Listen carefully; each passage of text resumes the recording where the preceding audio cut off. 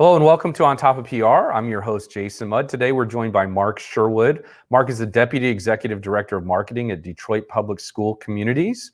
Mark is a senior marketing executive who's going to share a little bit about his experience working in education and in the construction fields and teaching us ways that we can adapt to different audiences and different climates.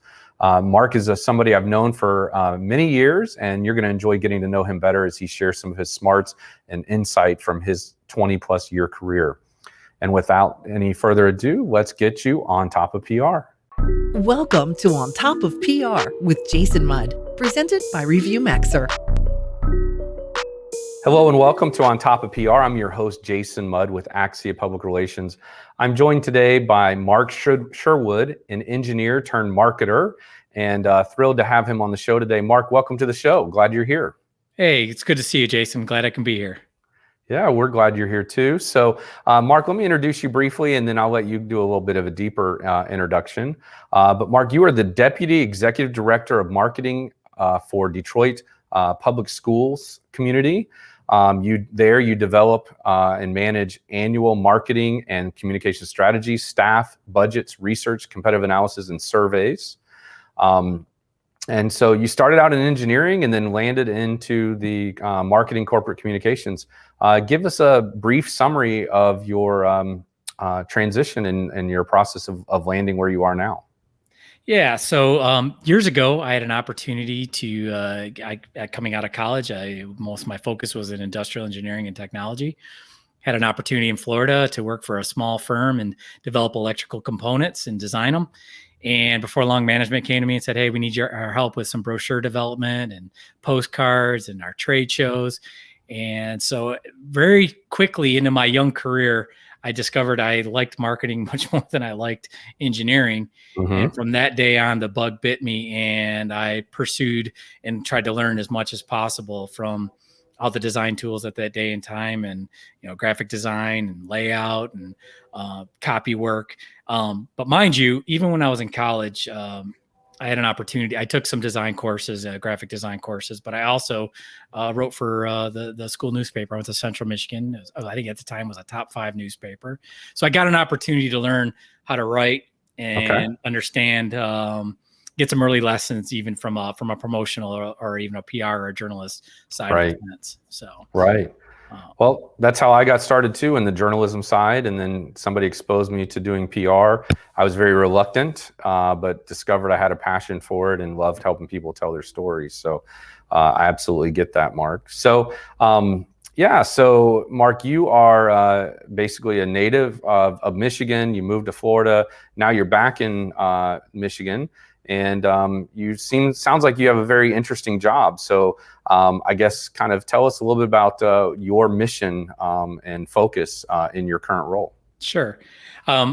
Obviously, and I talked the beginning of my career was much more in the private sector, mm-hmm. and B2B kind of work. But about 7 years ago, I got the opportunity to transition into education. And my background over the years and 20 year plus career has been in branding. So taking my work that I did initially in Florida for a school district down there and rebranding the district, the opportunity here in Detroit, as the new district was kind of being reborn out of many years under emergency management and state run, and there was corruption, you name it, everything that could go wrong with a school district, Detroit had been dealing with for well over a decade. So when I got the opportunity to come to Detroit and rebrand a district, I thought, well, this is probably one of the biggest challenges. It's not only, raising the Titanic, but it's raising the Titanic, turning it back towards New York and avoiding all the icebergs. So as a marketer, I think anybody telling you we're going to give you the worst brand possible, and you really have to turn it around. And if you don't think that that's a challenge that you would want to undertake, then you're probably in the wrong field. So that was one of the reasons why I took this challenge. With not only that, I grew up here in Michigan, kind of coming back to where my life was and where my home is, and where many of my family members still kind of reside. So coming to a district that was decimated with a new process, a new system, and a lot of new employees and a new team and a new kind of a new wave was extremely intriguing. And that's why I jumped at it. And I knew when I came in education, you'll find out most school districts aren't really marketing centric. They're much more communications driven or crisis communications driven. So I've been at every role that I've gone in education. It's like, you're the first marketer, build a marketing team. So that was the other key challenge that I was really thrilled to be a part of coming to Detroit. Very nice. Well, Detroit is something we have in common. As I was a kid, my mom's side of the family is all from Detroit. And so I would spend my summers in Detroit in the 80s and 90s, early 90s at least. And I remember at some point I had a t-shirt about the same color as your shirt that said, "I'm so bad I vacation in Detroit." And I would wear that proudly. So, and that was a long time ago. So I know Detroit has had better days, and certainly looks like hopefully is coming out of some difficult times. So talk to me for a minute, kind of your role as the school district, but overall there's an initiative to kind of change the public perception of Detroit from what I described, in the early 90s having that shirt to where we are today. So talk a little bit about that initiative and who all's involved and what's been the progress so far. Absolutely. And I think that's one of the biggest difficulties that we have in Detroit is reputation management or brand management. Certainly outside of the city, outside of the state of Michigan, the further out you go, people bring those perceptions or nuances that they've learned about the city and are immediately like, oh yeah, it's a tough city. It's certainly a blue collar, bring your pal kind of mentality.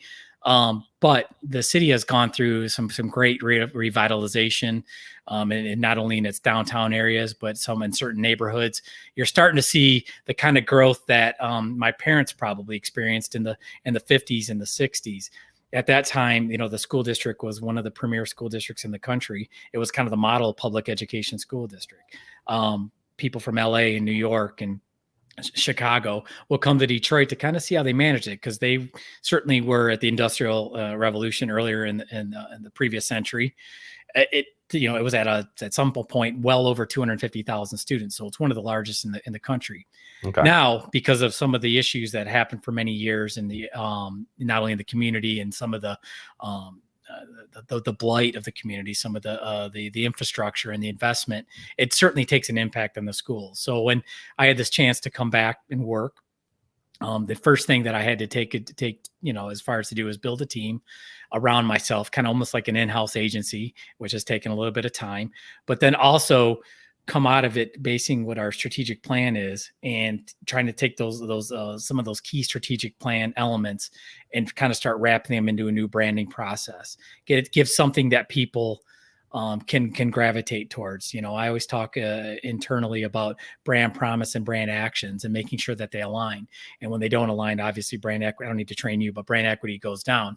So my goal has really been to establish a baseline of brand equity and then start curating a bunch of tactics on an annual basis, or not just annually, but weekly, monthly, that are really aligning our strategic plan and our actions, as well as with the overall sentiment here in Detroit. And we're starting to see some growth in not only enrollment, but also change in perception. And people are starting to re-believe in the school district that it can actually serve the students. And, our goal is to no longer to be looked on as at the bottom of the barrel. We want to get into the mid-range, and eventually we want to be one of the best urban school districts in the country.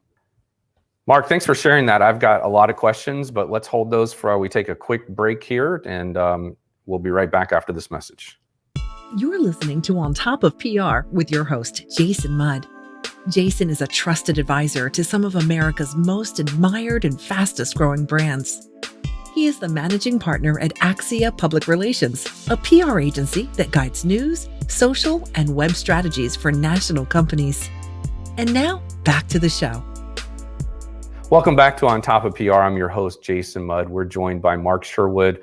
Mark, very interesting conversation we're having here. I want to better understand how measuring enrollment is an indicator of your success. In other words, what's triggering that? Are more students or parents opting to enroll their students in public school, or is it showing a sign of Detroit growing? Kind of help me understand that measure. Right now, what we're experiencing is, I think, like I said, I think a belief in a system that hasn't been in place for many years, well over a decade, like when the school district was run under emergency management. So I think they're seeing local control by a school board. They're seeing a superintendent who is owning the work. And they're seeing new systems and new curriculum that's aligned to the state standards. So I think those are some of the big pulls right now. But then they also think that they're not seeing kind of a disjointed view or messaging between our schools to the parents as well as the district to the parents. And for school districts, that's one of the issues. It's certainly a very hierarchical organization. So sometimes people look at the district much different in the same light that they look at their local school. So they tend to, grade or have an opinion of their school a little bit higher than they do of their school district. But one of the things that we've worked hard on is making sure that our branding and our imaging at the school level is the same as with the district. So they definitely feel like we're in sync. So we've been working hard on that for the last couple of years. Right. I get that. And a lot of our audience is, working at large corporations, and there might even be economic development professionals who are tuning into our show. And, they all say that obviously a good school system is what attracts employees and therefore attracts employers who are looking to expand into Detroit and to other cities, and a school system is a consideration. So if a company is looking to move their headquarters or high wage jobs into a particular city, they obviously want to make sure that there's going to be good school systems to recruit talent from, and good systems that the employees want to raise their children through. And so if they are looking at Detroit as a possible city to expand into, they've got to make sure that the market that they're trying to attract candidates offers a good work-life balance and a good community to raise children. Absolutely. And in Detroit, certainly the infrastructure of having a strong labor pool as well as good transportation and is truly important, I think, to these large corporations, whether they want to come here. Detroit has been very competitive on a number of large organizations potentially bringing their headquarters here in Detroit. Probably the biggest organization is Quicken Loans, and they definitely have invested in the community and are really working hard at trying to make sure that having the partnerships, as far as a strong labor force. So that's definitely that we're trying to make sure that we have here in Detroit. Because not only as the labor force in years past, they tend to leave Detroit, just much like myself. I went to college here, didn't find a great opportunity, and left and went to another state. I think they're trying to return that mentality to that if you're growing your young career here versus thinking that you have to leave the city of Detroit to go find other opportunities. So a strong K-12 solution to the families, not only here within the city, but as well as even outside in Metro Detroit, is something that I think a lot of the school districts locally are focusing on. Got it. Thanks for sharing that, Mark. I want to get a better understanding of the collaboration that's taking place between your organization and the Economic Development Board there, and perhaps other, state, local type agencies and the corporate community. What does that look like? So yeah, there's probably two fronts. So you certainly have a stronger emphasis on business partnerships, but you also have a stronger emphasis on government relations, both at the city, state, and the federal level. Those relationships have not been strong in years past, but we've seen over the last 4 to 5 years starting to build up a greater momentum. The school district, we have some good, strong ties to our local sports franchises, the Detroit Tigers, the Lions, the Pistons. And we also have some strong business partnerships with organizations like Quicken Loans and DTE, which is our local energy provider. And they are certainly not only them, but we also, there's some of the automakers, Stellantis and Ford, and those organizations are really investing back into our school district with advanced manufacturing programs, trying to increase the skilled trade programs of our career technical education as well. Sure. So those partnerships, they understand that the relationship that they have or the programming that they have at our schools will only tend to lead to a stronger workforce, right here in their own backyard. So it's definitely been growing. That makes sense. Yeah. Well, I'm glad to hear that. I think, the public-private partnerships like that are so critical to the success of, any community, any major city. And it's all about, gaining jobs and keeping jobs and offering attractive jobs. And, a lot of our clients, they operate, remote facilities and maybe even factories. And that's one of the challenges is if you grow up in some of these communities, if you don't get a job at this factory or at this, one employer, there's only maybe Walmart and a couple other employers that are large employers in that marketplace. And so a lot of these parents are losing their kids to other cities because jobs are calling in those other cities. And so I think it's so important to have a stable economy with lots of growth and employment opportunities. Yeah, we definitely have seen the investment not only, and I did mention some of the key corporations here in Detroit, but some of our community-based partnerships. We certainly have a strong one with United Way here in Detroit. There's Skillman. So those organizations are also working on making sure that there's training, making sure that there's college readiness and career readiness and scholarship opportunities. Most of our students, if they attended Detroit school for 4 years, they have a certain GPA and a decent college readiness score, ACT or SAT, they can pretty much get their tuition paid to any public university here in the state of Michigan. So many of our students and our families are taking advantage of that as well. That's great. Yeah. What a great opportunity. No doubt about it. All right, Mark. So one thing I told you earlier I wanted to ask you about is, based on your years of experience working in the construction industry, both as an engineer and a marketer, and then transferring into education, if you were to land back in the construction industry, what are some kind of lessons learned that you've picked up on, and how might you do things differently based on your new experience, and ultimately possibly, not saying that you are certainly, but if you were to return to the construction business, how would you do things differently? Well, I mean, obviously experience over the years has definitely helped me. Back in those days, it was very much focused on the sales cycle, the proposal process, certainly client development and business development. I mean, that's their bread and butter. That's how they B2B, sure. You got it. Absolutely. I think one of the things that I've learned over the years is really how to surround myself with key individuals that have, unique talents or unique skill sets. I thought at the time that I had to be able to do everything. When I was early in my career, I had to be a great writer. I had to be a good graphic designer. I had to be a trade show coordinator. I had to be a great presenter. I had to be able to prepare all the presentations. So I certainly, was exposed to every different facet that you have in marketing in the construction industry. I think if I went back, I would make sure I surround myself with almost like an in-house, agency perspective, a little bit different than what I did in the years past, where I think I took on a lot more of the roles.